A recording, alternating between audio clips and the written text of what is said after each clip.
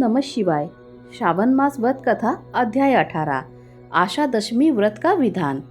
सनत कुमार बोले, हे भगवान, हे पार्वती नाथ, हे भक्तों पर अनुग्रह करने वाले, हे दया सागर, अब आप दशमी तिथि का महात्म्य बताइए।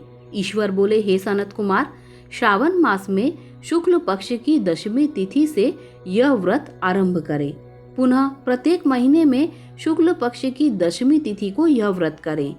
इस प्रकार 12 महीने में इस उत्तम व्रत को करके श्रावण मास में शुक्ल पक्ष की दशमी तिथि पर इसका उद्यापन करें। राज्य की इच्छा रखने वाले राजपुत्र, उत्तम कृषि के लिए कृषक, व्यवसाय के लिए वैश्य पुत्र, पुत्र प्राप्ति के लिए गर्भिणी स्त्री, धर्म अर्थ काम की सिद्धि के लिए सामान्य जन, श्रेष्ठ वर की अभिलाषा रखने वाली कन्या, यज्ञ करने की कामना वाले ब्राह्मण श्रेष्ठ, आरोग्य के लिए रोगी तथा दीर्घकालिक पति के परदेश रहने पर उसके आने के लिए पत्नी, इन सबको तथा इसके अतिरिक्त अन्य लोगों को भी इस दशमी व्रत को करना चाहिए। जिस कारण जिसे कष्ट हो तब उसके निवारण हेतु उस मनुष्य को यह व्रत करना चाहिए। श्रावण मास में शुक्ल पक्ष की दशमी के दिन स्नान करके देवता का विधिवत पूजन करके घर के आंगन में दशों दिशाओं में पुष्प पल्लव चंदन से अथवा जौ के आटे से अधिदेवता की शस्त्रवाहक वाहन युक्त स्त्री रूपा शक्तियों का अंकन करके नक्त वेला में दसों दिशाओं में उनकी पूजा करनी चाहिए। घृत मिश्रित नैवेद्य अर्पण करके उन्हें पृथक पृथक दीप प्रदान करना चाहिए। उस समय जो फल उपलब्ध हो वह भी चढ़ाना चाहिए। इसके बाद अपने कार्य की सिद्धि के लिए इस प्रकार प्रार्थना करनी चाहिए, हे दिग्देवता, मेरी आशाएं पूर्ण हो और मेरे मनोरथ सिद्ध हो। आप लोगों की कृपा से सदा कल्याण हो। इस प्रकार विधिवत पूजन करके ब्राह्मण को दक्षिणा देनी चाहिए।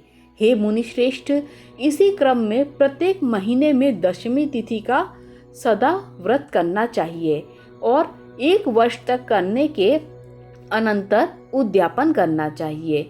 अब पूजन की विधि कही जाती है। सुवर्ण अथवा चांदी अथवा आटे से ही दशों दिशाओं को बनवाएं।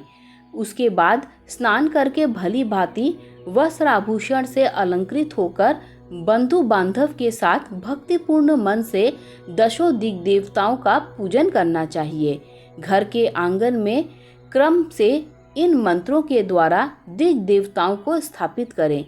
इस भवन के स्वामी और देवताओं तथा दानवों से नमस्कार किए जाने वाले इंद्र आपके ही समीप रहते हैं।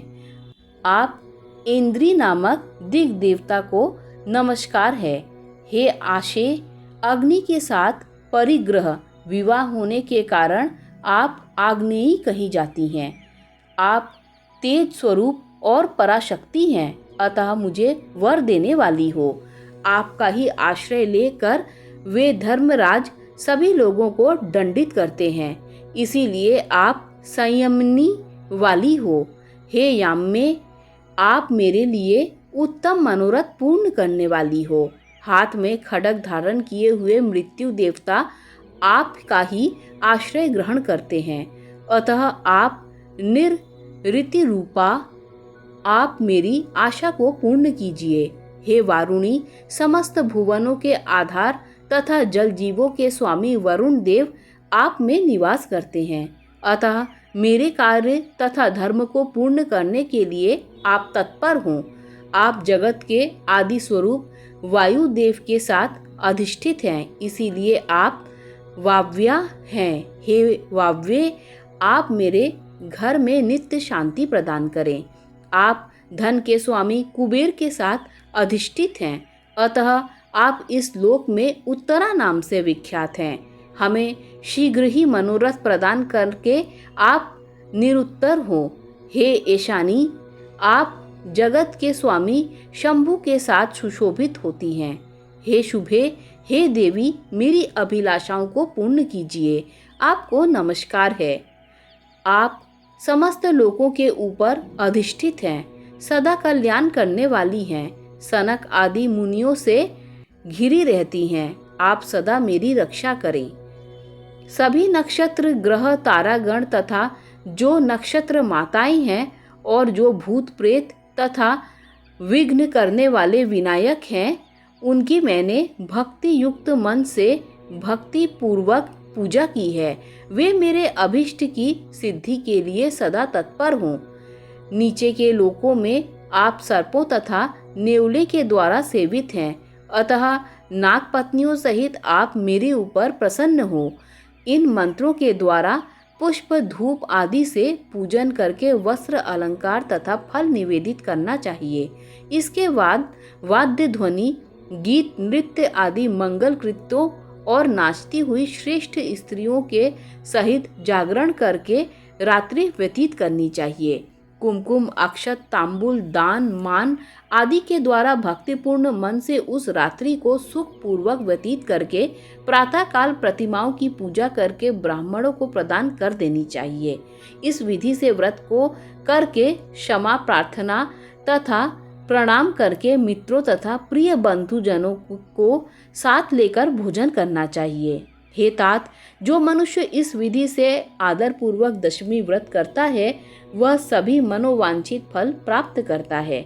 विशेष रूप से स्त्रियों को इस सनातन व्रत को करना चाहिए, क्योंकि मनुष्य जाति में स्त्रियां अधिक श्रद्धा कामना परायण होती हैं।